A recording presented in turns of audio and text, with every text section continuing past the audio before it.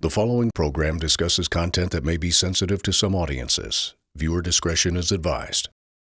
Every crime has a story behind it. These stories are told by the people who lived it. This is Victims' Voices with Nicole Johnson. For years, this mother of three endured verbal and physical abuse at the hands of an ex-boyfriend she once trusted. At first, he wined and dined her, took care of her needs, and seemed to be supportive. But she says that was all a front for his violent ways. Behind closed doors in his small rooming house apartment in Brooklyn, her ex enforced strict rules that still haunt her. Her one-year-old baby was not allowed to cry inside the apartment. And when everything reached a boiling point, Angie Martinez thought her life was in danger. Until a neighbor called 911 to get help. Police arrested her ex. He's now serving prison time for torturing Martinez and her baby. After navigating the justice system, Martinez refused to let an abusive relationship define the rest of her life. She's now advocating for women, men, and children affected by domestic violence. Thank you so much for joining us on Victims' Voices. I'm Nicole Johnson. Joining me now is Angie Martinez. Thank you so much for being on the show. We were talking about domestic violence and being a survivor and being in a relationship with someone you thought cared about you, loved you. And early on in your relationship, you say the abuse started. Walk us through that and what happened. So what I thought was an amazing man turned out to be my worst nightmare. Started to be a great relationship. He always wanted to be present. I was a single mother of 3 kids, always wanted to be present, always wanted to make sure that I was seen and I was heard. That's how he kind of like brung me in. Seeing that I was a single mother, working, always on my business, always doing what I had to do, kind of made him want to hover me and kind of take care of me. And he would constantly tell me all the time. And because I had trust issues from my past relationships, it was kind of hard for me to kind of like see past that.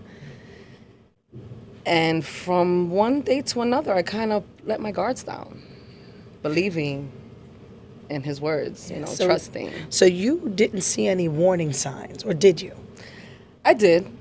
I actually, something in me and my intuition kept telling me, something kept holding me back. But because he was so persistent and so consistent, his consistency was always on top of, he was always on top of me. Being consistent, always making sure that he was around. That's what kind of like caught my eye, because I'm like, hey, he's interested. Maybe this one is different. Maybe he's trying to really show me something different. So at what point did the abuse start and what happened? Was it verbal at first, then it became physical? Yeah, so at first it was verbal. It was all verbally and mental.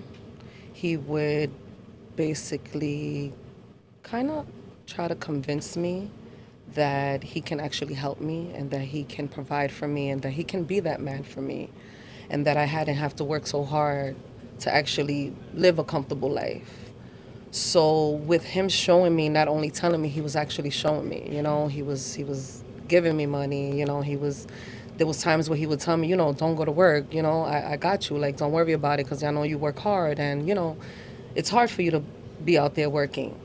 I used to be a cab driver, so he kind of felt like, you're out there, you're driving people around and you're meeting different people. You don't know who you're going to come in contact with.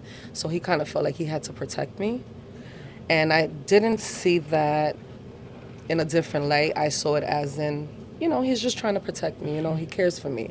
I actually found somebody that actually really cared. It wasn't up until I actually started seeing the signs of how controlling he started becoming. And that's when the abuse started. And he was when you realized that he was controlling, did you push back? At first I did. I pushed back for the simple fact that it was kind of going too fast. Mm-hmm. and I was kind of spiraling. It was going way too fast, and I had to think about my kids. Like that was the first thing on my mind, like my kids. Like it's not only me in this relationship, but like it's also me and my 3 kids. So that kind of went pretty fast. And then, with your pushback, do you believe that that prompted the physical abuse? And what happened? It definitely did, because there was a point where I was in need of help. And it was one of the most vulnerable times in my life where he felt that he can come in and sweep me off my feet. And because of that time where I was going through court, had to move out of my apartment. I was trying to find a place to live. I was running out of options. As a single mother living in New York, it was one of the hardest things. Learning how to survive as a young mother at that. I was just a baby raising babies. So it kind of set me back to the point where I felt like I didn't have nobody but him. So I had to rely on him. Well, he made me believe that I had to rely on him. Yeah. Although I had my mother, I had my family, but because I had a responsibility of my children, it was a little bit different. So I kind of confided in believing in him, that he had my back. And one thing led to another. He started becoming more verbally abusive, more verbally controlling. When it came time to where I actually had to move out of my apartment, he offered the help. So in my mind, again, not thinking, that he's intentionally trying to hurt me, I'm thinking, he's just trying to protect me. This is how he shows his love. This is his type of love language. Because, everybody has a different type of love language and how they will express themselves in love. In my mind, not thinking that that wasn't normal, thinking that that was okay and that's what love was, I accepted it. And because I accepted it, I ended up being in the situation that I was. So take us back to that day, if you could remember the first day he was physically abusive to you. What happened, if you can remember? Oh, so that was back in 2012, in January. I remember I was being evicted from my apartment. I had nowhere to go. Every place that I turned to get an apartment, they was turning me down. So I didn't really want to go into a shelter system with my kids, because I seen the struggles that other people went through in the shelter system, and it wasn't a great place to raise your kids and actually put your kids through that. My last resort was actually moving in with him in his room. Once I moved with him, it gradually kind of it went on a roller coaster, you can say. From one day to another, he just changed. He was a completely different person. His insecurities, he didn't trust me. He made rules. I couldn't leave out the room. I couldn't get off of the bed. My daughter couldn't cry. It was so many restrictions of how he was trying to keep me in one place, that once I realized I was in this place, it was too late for me. I had no way out. Your daughter couldn't cry. Mm-hmm. What in the world did he say to say that the baby couldn't cry? Well, for the simple fact that in the space that he had us in, because it was a roomy apartment and he wasn't allowed, I wasn't aware that he wasn't supposed to be in that building. He was restricted for being in that building. So because he had me kind of secretive in a quiet tone, he tried to keep me with rules, basically. Understood. And would always tell me, like, talk to her, don't tell her, tell her not to cry. And how old is the baby at that point? She was only like a year and some change. There's no way you can keep a 1-year-old quiet. Right. But let me tell you, God is good. Because when they say that you have a connection with your child, that connection is real. Because in my mind, I used to tell my baby, don't cry. And my baby wouldn't cry. My baby would not cry. Yeah. So when he was physically abusive, were the children present? No. So at the time, I'm so sorry. No, No, it's okay. Just when I talk about my daughter, I get a little emotional. Understood. Because what I went through was okay. It's fine. No, it was not okay. Well, it's not okay, but for the simple fact that I was able to overcome and I was able to Get have away. hope, right? Because that's what God gave me. He gave me another second chance in life. I'm able to live this life and actually express to others what that looked like, right? And show them that that wasn't the end, Yeah. right? That although they tried to, but they couldn't accomplish that. I'm so sorry. I didn't mean to. No, I completely understand. And this emotion is real, Yeah. especially when you're talking about your children. So you say the children were not present during the physical abuse. Yeah. So he would wait till they were gone or at school, or the two of you were alone? So no, at the time when I had to actually move in with him in his room, I actually had to, I couldn't find a place for my kids to go to school. So I had no choice but to leave them at my grandmother's house. Okay. So that I could be able to register them in school and be able to travel with them, travel to them every day and take them to school. Unfortunately, that didn't happen. Under those circumstances, I ended up I had a case, an ACS case. When I was going through this situation, they basically didn't do their part. ACS? Yes, ACS. Okay. They didn't do their part. They basically kind of dismissed everything that I went through after the fact when I was going through the trial. But throughout the time, they didn't offer help. So my twin's father, I have twins. My twin's father, he stepped up. He did what he had to do. He took care of the kids. He registered them in school. So thank God they was with him, and they didn't see much, but they did see enough. Understood. So how did you get away from the situation with your ex? When I tell you God is good, God is amazing. So the neighbors, the way the building was set up, it was a roomy house. Every room was rented. The apartments was kind of like a railroad. So our room was kind of like the last room towards the back of the building. Because since the apartment was a railroad, there was which doorway to go outside, which was the bathroom, and then there was like a kitchen towards the right side. In my room, there was two open doorways where you were able to walk out, but one of them was boarded with sheetrock, and the other one was the entrance to go out. Now, the other room that was connected to the other door, which was 3 doors, was connected to the other room. Somebody was in that room, and whoever was in that room made that 911 call and said that sounds like somebody's dying in that room. It sounds like somebody's getting beaten to death. And that call saved your life. That call saved my life, and that was May 29th. I always say this, I celebrate that day as if it's my birthday, because I feel like God gave me another chance in life to be able to live, to love, to learn, to live past my experiences, to teach others, that it's not the end, that although I may have all these scars, and I wear my scars proud like a tattoo, I wear them proud. I'm happy. I'm grateful that although I did go through something so horrific, but I'm able to tell my story. I'm able to be the voice to so many women that aren't able to speak up. And that person, that neighbor who called 911, a lot of times you'll hear people say, I don't want to get involved. Yeah. I'm going to mind my business. I can hear something going on next door, but I'm going to stay in my room or stay in my lane and not call. What do you want to say to people out there that might find themselves in that situation and they're on the fence whether or not they should make that call? Never stop.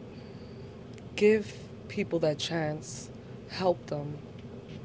Do what would you want somebody to do for you? Do it onto others. How you want to be treated, treat people how you want to be treated. Never give up. I know sometimes, people get scared and, they just want to mind their business. And, we're so accustomed to, it could be a cultural thing as well because, as I was growing up, we was always taught like, whatever happens in the house stays in the house, right? Whatever you see out there, you turn the other way and you mind your business, right? But when it comes down to people's lives, you could have saved that life, And I just want to let people know, like, don't give up, Although I know it's hard, don't give up on the next person, because you never know what the next person is going through. You never know what their battles are. You know, people don't speak about it. And there's a lot of things that people don't speak about. People could walk around with smiles on their face, and you just don't know when is their last straw, you know? So just not giving up on them. Yeah, that's a good message. Let's continue talking. We'll take a quick break and we'll be right back.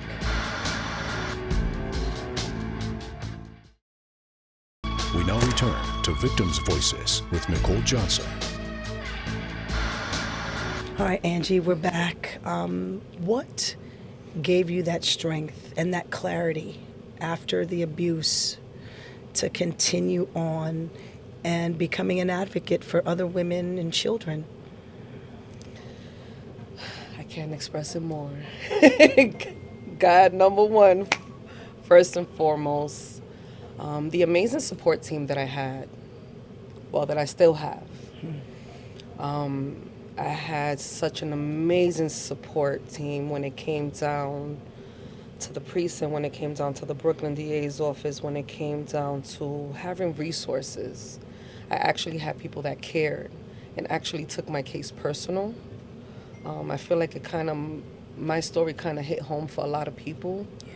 And because I didn't give up on myself, which was one of the most important things that I had to rearrange in my life, was not giving up on myself, because I also knew that I had three beautiful children that was watching over me and was also watching my footsteps. Just knowing that there's hope actually pushed me to the limit and to where I'm at today. Yeah. If anyone is listening right now to your voice, to your message, maybe they're experiencing similar abuse like what you went through, or maybe it's worse, or maybe it's not there just yet. What would you want to say to them? Never give up on yourself. Believe in yourself. Never lose hope, and just know that you are not alone, and that there's always somebody out there to help you, and there's always a listening ear. That way, what others may dismiss, others are more than welcome to come in and step in and actually take on that role. Like Sisters in Purple. I came across them, and they was my biggest beacon of light. They gave me hope in life. I'm grateful to advocate for women that can't speak, not only for women, but also for men, for children from all around the world. You know, domestic violence doesn't really have a face. Yeah. It doesn't really come with a price tag or a name tag on it. It just comes with trauma. And I feel like women need to know that, you know, you are your biggest cheerleader. Yeah. Never give up on yourself. Yeah. And did you ever get justice with your abuser? Did he get, did police arrest him? Did he face a judge? What's his status? Yes, he actually did. He was arrested. He was apprehended the same day that they found me, May 29th in 2012. He is serving a sentence now. They did give him 60 years. It's been 10 years, well, about 13 years. So he has another 47 to go. Yeah. So, yeah, he did. They did. Justice was served. Yeah, but you know. But it would never be enough. Absolutely. I understand that. Especially when there are children involved. Right. Well, thank you so much for sharing your story. And thank you for being that beacon of light to women and children and men out there that may be abused. We appreciate your work. And we appreciate your voice. Thank you so much. I really appreciate it. Thank you for having me here. And I just want to tell you how much I appreciate this moment, because it means a lot, because there's so many women out there that are looking for answers, and this might be their answer. Yeah. Their answered prayer. Thank you. Thank you. And that'll do it for Victims' Voices. I'm Nicole Johnson. Until next time. If you are a victim and need help, go to our website at pix11.com/resources.